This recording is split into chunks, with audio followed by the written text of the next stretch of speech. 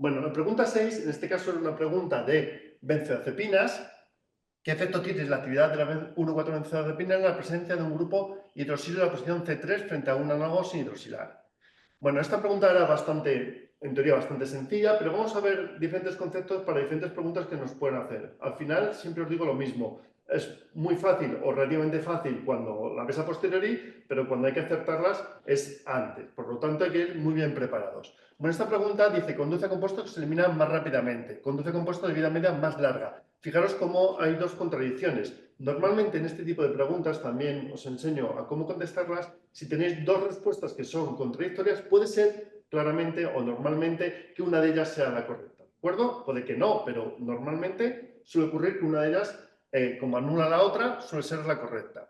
Conduce a compuestos antagonistas del GABA. Conduce a compuestos sin actividad ansiolítica. Bueno, aquí estas dos también las podríamos tachar casi directamente. ¿Por qué? Pues evidentemente porque son, si una es cierta, normalmente la otra va a ser cierta. En este caso, antagonistas del GABA y compuestos sin actividad ansiolítica, pues también las dos serían tomadas como válidas, serían ciertas realmente. Podría haber un caso en el que se pudiera dar un caso en el que fuera no antagonista y que no fuera ansiolítico, etcétera, pero es muy raro. Normalmente las dos, una se anula con la otra, con lo cual estas dos estarían anuladas, ¿vale?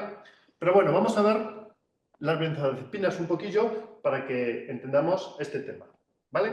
En cuanto a las benzodiazepinas, como sabéis, están relacionadas con el receptor GABA. Voy a cambiar de color.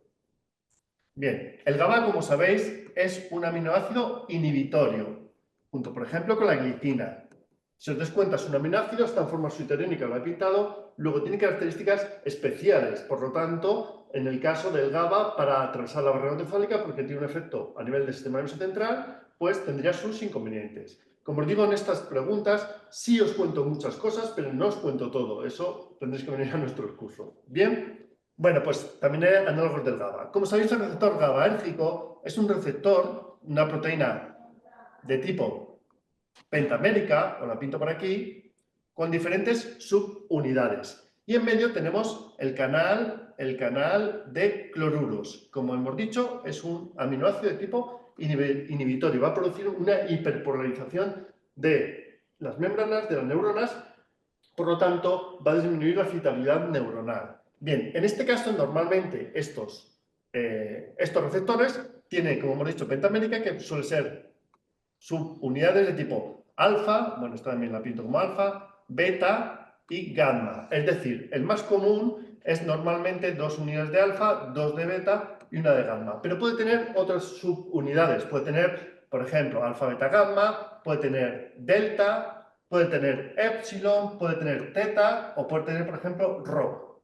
Las diferentes subunidades se ha visto que va a hacer que diferente afinidad por diferentes benzodiazepinas tengan diferentes efectos. Bueno, ¿entre qué efectos encontramos? Pues dentro de estos receptores vamos a tener fármacos con actividad ansiolítica, con actividad sedante, con actividad anticonvulsivante, con actividad relajantes musculares, ¿vale? Con actividad anestésica, etcétera, etcétera. Por lo tanto, se puede utilizar para la ansiedad, para la epilepsia, para tratamientos como relajantes musculares, la epilepsia, etcétera. Sedación, hipnóticos, ¿vale? Que no lo he puesto, aquí lo tenéis.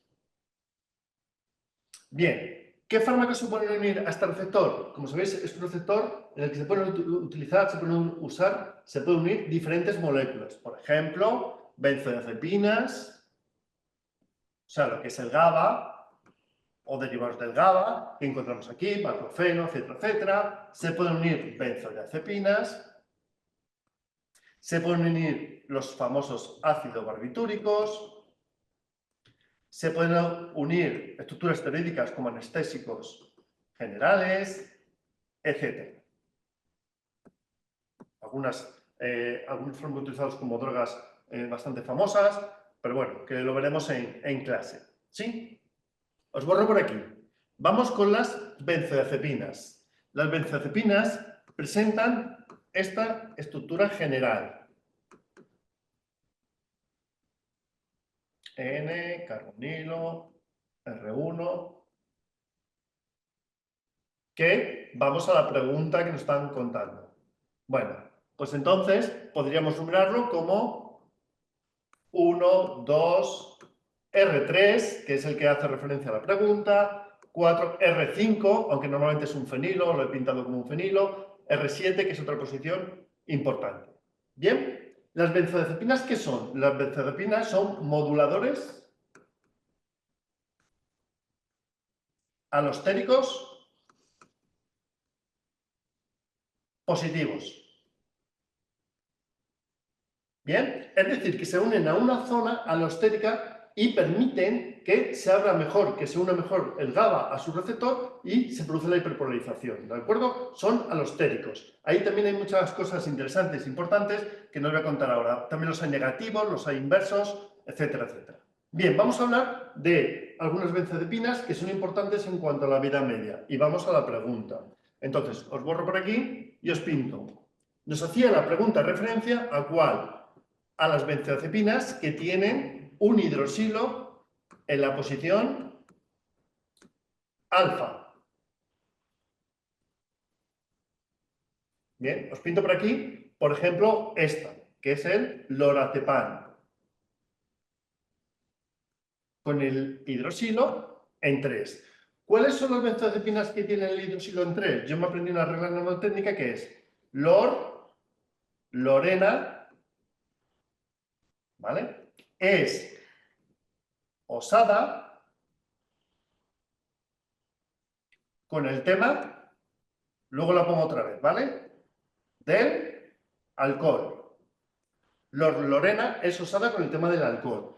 ¿Qué me está diciendo? Pues fijaros, tenemos lorazepam, que ya lo he pintado, que sería este, lormetazepam,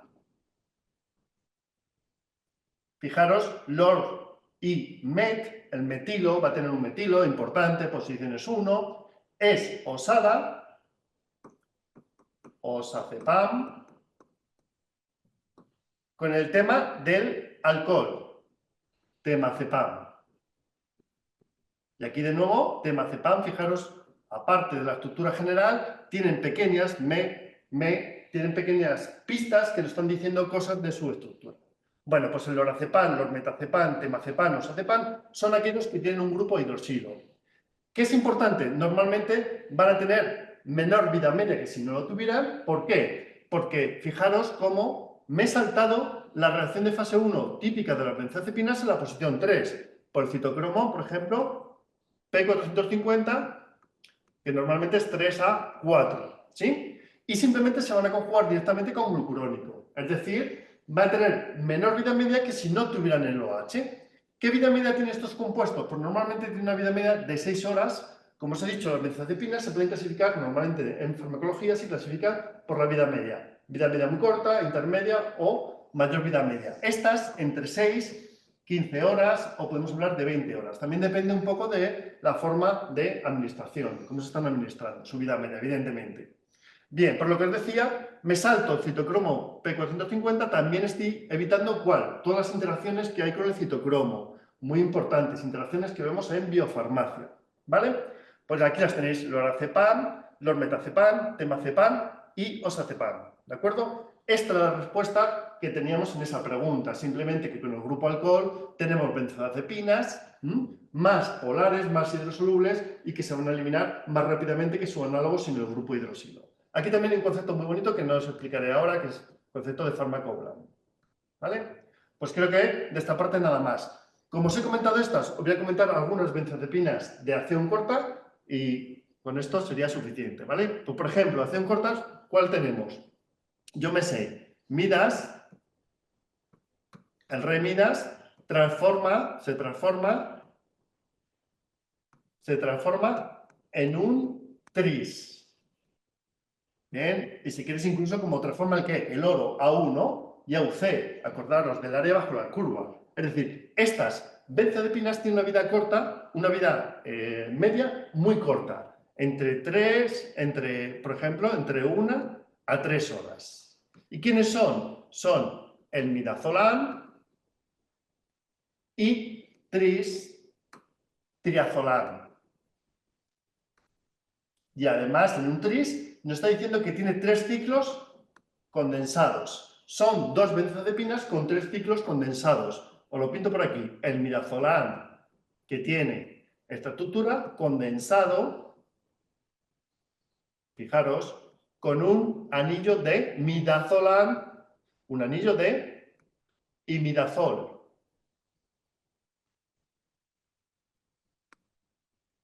Vale. Y por aquí os pinto el triazolam, que evidentemente nos suena un anillo de triazol. ¿Por qué estas benzodiazepinas son activas? Bueno, pues aquí tenemos unos puntos importantes con el carbonilo en las benzodiazepinas que da un puente de hidrógeno y estas mantienen ese puente de hidrógeno. Vale. ¿Por qué tienen baja vida media estas moléculas? Pues además de la posición 3, tenemos una posición muy activada, que la veis en metabolismo conmigo también, que es la posición 1', que es este metilo, que es una posición alfa, importante, similar a un carbonilo, y que es una posición muy activada. Por lo tanto, tiene una vida media muy baja. ¿Sí? Pues hasta aquí esta pregunta. Fijaros lo que os he contado, todo de benzodiazepinas y todas las preguntas que nos podrían caer. ¿Vale? Regla mnemotécnica por la que os he dicho, ¿no? Por ejemplo, para recordar todos los que tienen el grupo hidroxilo, lorlorena es osada con el tema del alcohol. Lorazepam, lormetazepam, osazepan y temazepam, ¿de acuerdo? Bien, muy bonita. Y la siguiente, regla mnemotécnica, hemos dicho, el rey Midas transforma en un tris. Midazolam y triazolam, y 3 anillos condensados, ¿vale? Con el imidazol, el midazolam, con el triazolam. Y estos tienen una vida media muy cortita, de 1 a 3 horas, ¿de acuerdo? Bueno, aquí los tenéis algunos dibujados, aunque ya los he pintado yo. Y la respuesta correcta pues era básicamente la respuesta número 1. Con 12 compuestos que se eliminan más rápidamente. Son más polares, se eliminan más rápidamente que sus análogos sin hidroxilar, porque me estoy saltando una etapa. Y saltando una etapa, la vida media, evidentemente, es más corta. Pero recordaros, una vida media normalmente que se considera intermedia, en farmacología sobre todo, desde 6 hasta 15 o 20 horas. Bien,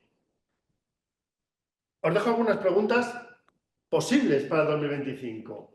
¿Qué es cierto con respecto al fármaco que aparece en la imagen? Es un fármaco sustituible siempre y cuando tenga la misma cantidad de principio activo en diferentes medicamentos. En su metabolización genera un catión diazónico responsable de su toxicidad. Un derivado oxidado menos tóxico fue diseñado basándose en el concepto de fármaco blando. Fijaros que no es una benzodiazepina, pero tiene en común conceptos que hemos visto en benzodiazepinas, ¿de acuerdo? Como siempre, yo relaciono muchos temas de una asignatura o diferentes asignaturas. Esto lo vemos en nuestros cursos en FIRCOF y en nuestro curso PROFIL.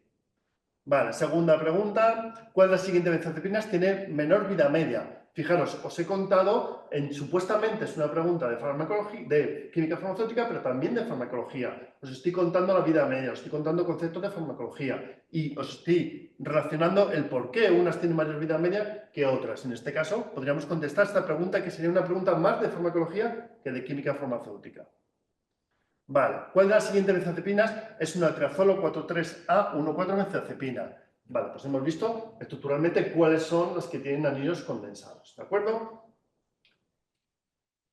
Bien, y hasta aquí este vídeo, espero que os haya gustado. Pregunta resuelta del examen de 2024. Muchas gracias por estar ahí.